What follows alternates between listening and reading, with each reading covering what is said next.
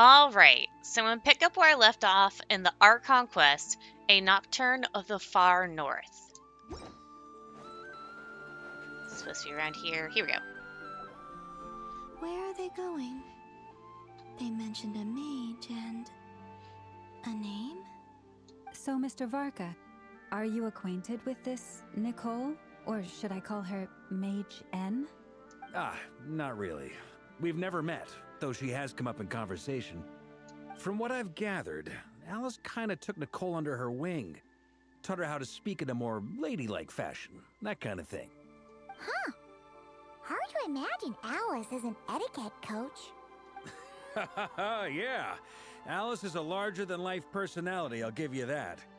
But then again, that's why she's able to draw such an eclectic mix of people into her inner circle. If I remember correctly, being an interesting person is actually one of her main entry requirements. So, if you ever wanted to join the Hexenzirkel, I'm sure you'd both be eligible to apply. Hey! Don't go around making promises on Alice's behalf. I wouldn't dare. I'm just trying to paint a picture of the Hexenzirkel for you. Okay, sure. Anyway, since none of us have ever met Nicole, how are we supposed to find her? We can't just go up to every woman in sight and ask, "Hey, are you Nicole?" Maybe something she's wearing will give it away? Like, a windbloom pinned to her chest or something. Wait a minute. Alice never said Nicole was from Mondstadt. Oh, true. What about a tea set? I recall that each mage has their own cup. That would be... this young lady, then?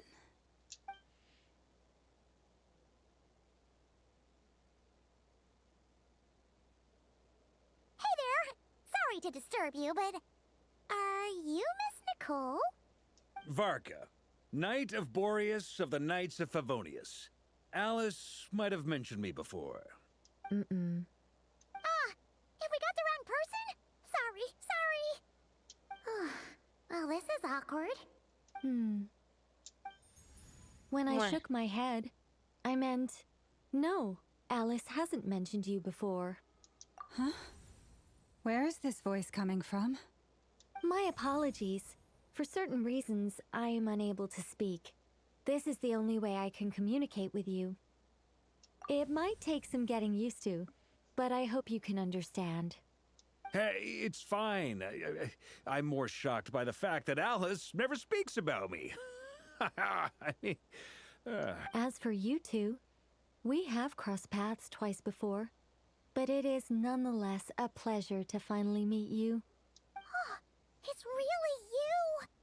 Thanks for all your guidance in the past. You're quite welcome. This time, things are different. We have reached the unwritten pages of the story. You might say that we stand at the crossroads of fate. Now then, allow me to formally introduce myself. My name is...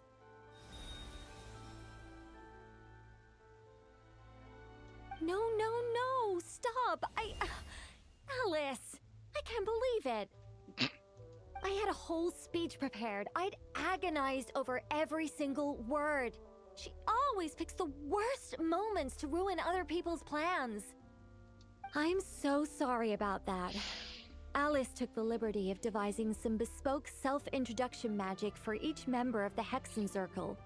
But I could have sworn I deleted all of the triggering conditions for it. How did it bypass everything? Oh gosh, this is so embarrassing. This is a very different side of Nicole than what we're used to. Is she not used to face-to-face interactions? Don't worry about it. We've seen that introduction magic once already, so it wasn't too much of a shock. Please go on, Miss Nicole. We'd love to hear what you have to say, or, well, communicate. Huh? Are they talking to this lady? But... will you all promise to forget that horrendously embarrassing introduction? sorry, embarrassing. When? Among the words that hopped out just now, I saw angel. Yes, my name is Nicole, and I am one of a very few angels who have retained both their preferred form and their power. The Traveler and Paimon should be no strangers to this concept. There is another of our kind in Natlan. They call her the Lord of the Night. Alright! Paimon remembers her! But we never saw her in person. Yes. Well, I have retained more of my power than she. It's because I don't have a long-term duty to fulfill. To be more specific, no. We'll be here all day if I get into the specifics. Moving on. If I'm not mistaken, you are here because you wish to learn how one might reach the moon beyond the sky. That's right. Is that something you can give us any guidance on? Yes, I do know a way. It began with the Hyperboreans, who lived after the War of Funerary Flame. Blank looks. Maybe I should start with the background of the war. Or maybe not. It shouldn't be an issue. I'll fill in the gaps for you when we have more time. Anyway, after that war ended, the three moons retreated to beyond the false sky. The Hyperboreans were humans I once aided. They accepted the civilization and creations bestowed upon them by the angels. But despite accepting many blessings of the angels, many among them still held on to their faith in the moons. They were reluctant to accept the new order, even after the War of Funerary Flame. They sought to contact the moon goddesses beyond the sky and receive their guidance. But all three had passed away by that point. This mage has a unique method of communicating. Is she talking about the moons? Yes, but they did not know. And so, still they prayed for the moon goddess's mercy. After building titanic structures that consumed vast amounts of Kuvaki, at last they glimpsed the moons and heard their voices. But of course, they were gravely disappointed. For it was then that they realized the three moon goddesses were dead. Oh, that's such a sad story. It is. Humanity was in a very sorry state at that time. The angels who had once aided them were gone, and the War of Funerary Flames had left them homeless and destitute. Just a second, I gotta ask. How relevant is all this history to the task at hand? Well, I mean, it's... Okay, it seems we've drifted into irrelevant narrative waters. It's been a while since I've had the chance to speak inside someone's head. As soon as I got started, I lost control and the words just flowed out like a waterfall. What I'm trying to say is... Right, yes, that's it. The relevant part is the ritual created by the Hyperboreans. The fact that they bypassed the false sky and saw the true moons implies that they successfully built a connection between Tevat and the outside world. Which means, with enough Kuvaki and a sufficiently stable connection, it should be feasible to send one person over the border. Okay, so they built some kind of portal? Oh, yes. A portal. Yes. Is something wrong? You sound disappointed. I just didn't expect you to summarize it so well. It turns out I could have said all that in one word, if only I'd managed to think of it. No, please, it's fine. This is invaluable knowledge. I'll be sure to record and preserve everything in writing. Oh, really? Well, in that case, I suppose I could backtrack and add some more detail. I did gloss over a few things so far. Whoa, time out. Let's summarize what we've got first. The Hyperboreans were the last ones to use this method, right? So we somehow need to find whatever structure they built and make sure there's enough Kuvaki to power it up. Luckily, we have the moon marrow of both the eternal and iridescent moons, so we're all good for Kuvaki. Which means the key issue we need to focus on is finding the place. Am I right so far? Yes. Although I expect the structure is long gone by now. That said, What if we could take advantage of the phantoms to travel back to a time when it still existed? Well, travel back isn't quite accurate. It's more like we'd be creating a handshake between 2 points in space-time. We wouldn't even have to pick a time when it still existed. It could just be a time when it still appeared in phantom form via projection, or we could project our own phantoms, fold them together, and... Everyone's confused. You look lost. Was that too hard to follow? Yeah, things got a little, technical there. Paimon's brain is reaching capacity. All right. Let me think about how to put this more simply. Okay, got it. Over the next few days, I'll search for phantoms that we can use. Once I find one that meets the criteria, I'll let you know and we'll regroup. By completing certain rituals, specific individuals will be able to enter the phantom and make it to the Hyperborean structure. If everything checks out, and it looks feasible, we'll just need to wait for Moon Prayer Night, and we can send the Moon Goddess back home. I'm really skimping on the detail here. Is this making any sense at all? I think so. For now, we'll just wait to hear from you. Yes. Basically, yes. Great. Counting on you. In the meantime, we'll focus on finding the Moon Goddess's name. My name? Are they looking for a way to stop me from disappearing? Excuse me, Miss... Go on, Miss Nicole. This conversation was a little all over the place. I didn't catch your name. I am Lauma, of the Frost Moon Scions. Ah, I did wonder. I noticed that you listened very intently when I spoke about Hyperborea and the moon's history. If you'd be interested, I'd love to visit you this evening and go through it again in greater detail. Also, if you were serious about making a record, it would be too risky to simply write down the raw details as is. I would suggest some tweaks. Maybe rewrite the stories as fairy tales or fables, perhaps even prayers. Anyway, we can cross that bridge when we come to it. So, see you later then? Oh, and no need to prepare anything. Just a cup of tea will do. See ya! She seems friendly.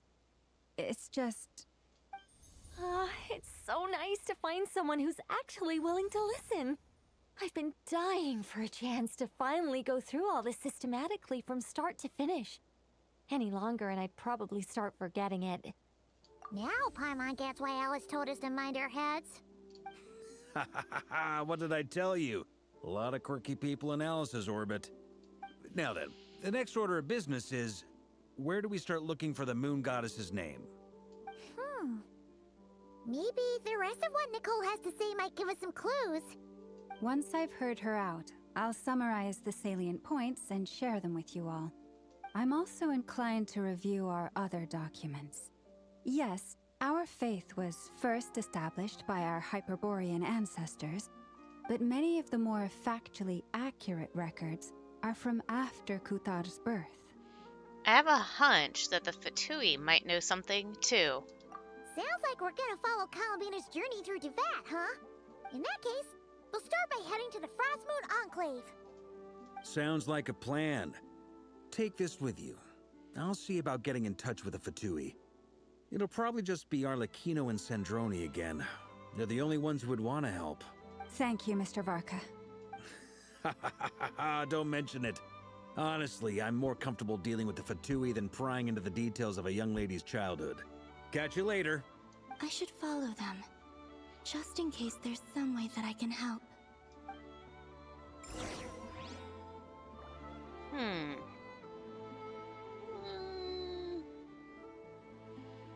I'll go a little bit more.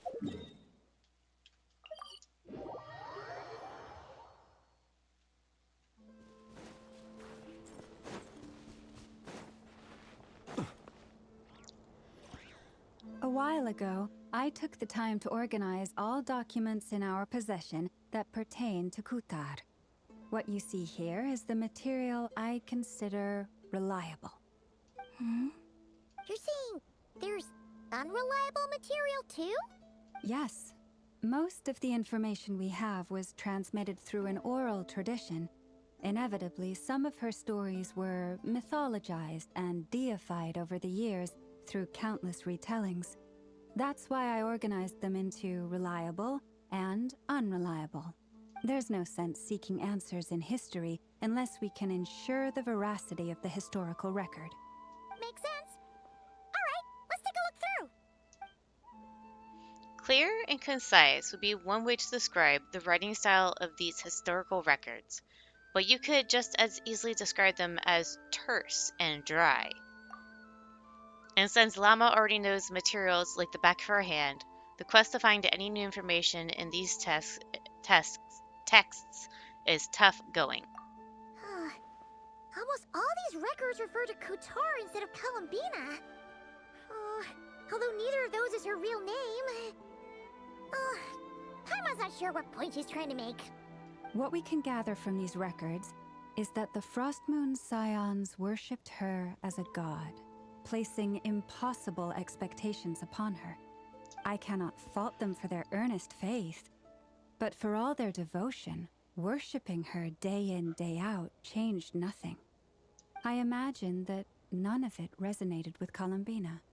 It wouldn't surprise me if, even back then, she had already begun to reject the name Kutar and everything it represented.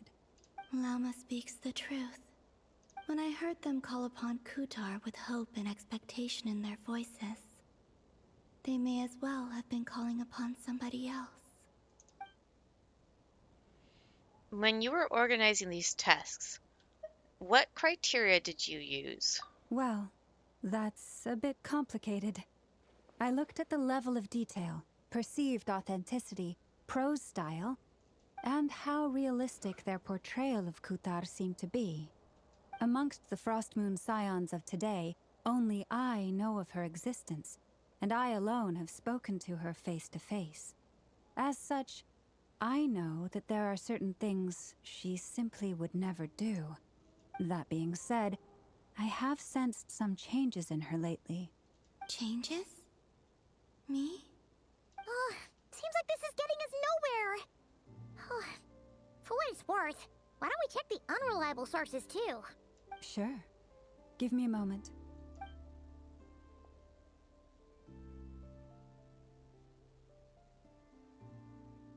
Exerting but a fraction of her divine might, Kutar sheared a great mass from the snow-capped mountain and cast it into the sea, upon whose surface shone the mirror image of the moon. Thus was formed the island of Hisi. Yeah, right. That doesn't even begin to pass the sniff test. The 3 moons are naught but lies through and through. Only one moon has ever shone for us, and Kutar is her name. The subjectivity is strong in this one. We've heard something like this before in Natland. The vast majority of ancient texts are filled with fanciful tales like these. I trust you understand my criteria a little better now. Kutar did not speak, merely gazing into the distance in silence. And where her gaze landed, this was her prophecy. Clearly, whoever wrote this text never even met Kutar. Otherwise, they'd know that her eyes are always closed. What about you, Traveler? What are you reading? Seems like a collection of anecdotes. Come on, let Paimon see. The child wished to build a wooden nest with which to shield the fledgling bird from the cold. But being so young and lacking in strength, the child could not snap the branches from the trees. Kutar was passing by. Upon seeing the child, she summoned forth a Kuhenki, who built a beautiful nest for the child. I remember that. Not knowing the meaning of Kutar's divine intervention, the child dared not to respond, and thus ran home to call their parents. But Kutar was gone. The Moonchanter declared the event a miracle and took the nest as a relic, placing it on high for all to see.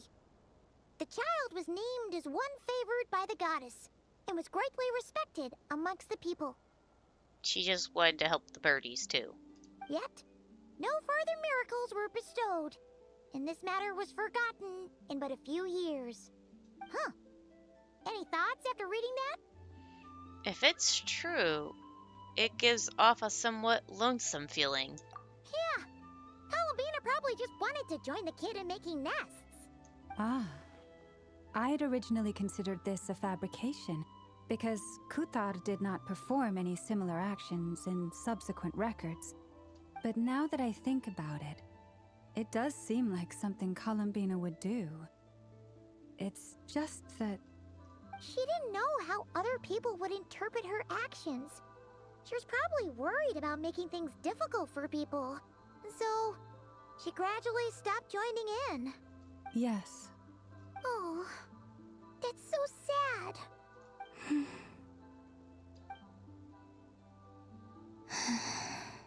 And now, I can make no such gestures of warmth, even if I want to.